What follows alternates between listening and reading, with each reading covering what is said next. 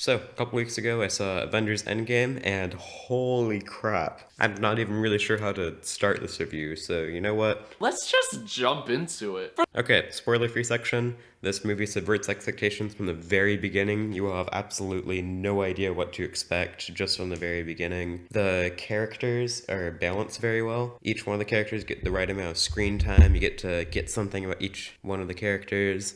There's a lot of fan service, but it's very, very well written and unexpected fan service. The theater was absolutely crying at the end. There's some very sad moments, but there's also some amazing moments, and there's some hilarious moments. It has hilarious moments, it has sad moments, it has amazing moments. I think my only major issue that they can say, while being still spoiler free, is that it does kind of have some pacing issues in, I'd say, the middle section. Well, I'd say more like the beginning middle section of the movie. And that's just about all I can say in the spoiler free section. So I'm gonna move on to spoilers. First of all, I was like completely blown away when Thor just got his Stormbreaker and just swung off Thanos' head. I was like, holy crap, that was just incredible. And then I was like, what are they gonna do from here? I had absolutely no idea where the plot was going to go from there, which is a great way to start out this heck of a movie. Like I said, there is a bit of a pacing issue within the first hour.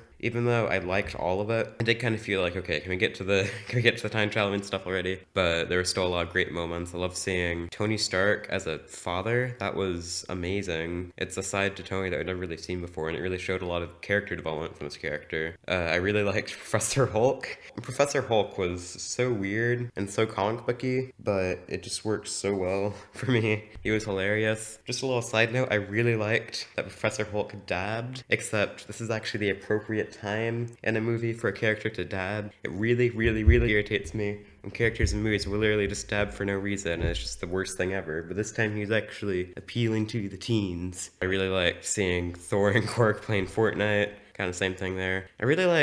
So let's just get to the time travel section.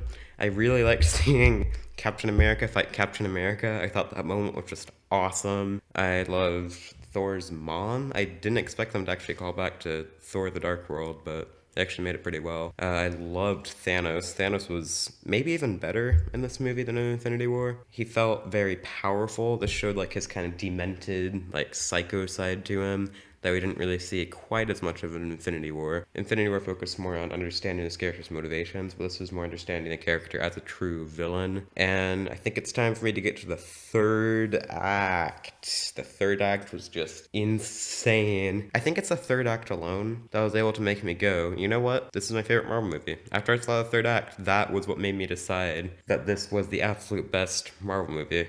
Seeing all the different characters arrive through portals was so amazing. The whole movie's been building up to seeing these characters again, and then you see them go through the portals, and it's just so amazing, and holy crap, oh my gosh. That was so cool. I loved how Spider-Man finally activated instant kill. Of course, I loved how Captain America lifted Mjolnir, whatever it's called. I love Tony Stark's death. I love how he snapped his finger that said, "I am Iron Man." There's just so much crap in this third act finale. I just loved all of it. Holy cow. Something I haven't heard a lot of reviewers talk about, I love the credits. I'm actually glad they didn't do a post-credit scene in retrospect, because what they did with the credits was much better and much more fitting and ending, and I really, really hope that they don't use these actors again, because the way they sent off them in the credits with their little signatures was so beautiful and so perfect. So yeah.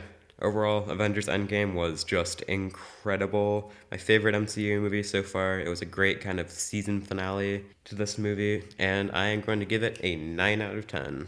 Man, it feels really good to just go full Marvel fanboy mode and actually gush about a movie instead of just talking on a monotone throughout the entire review. See you guys later.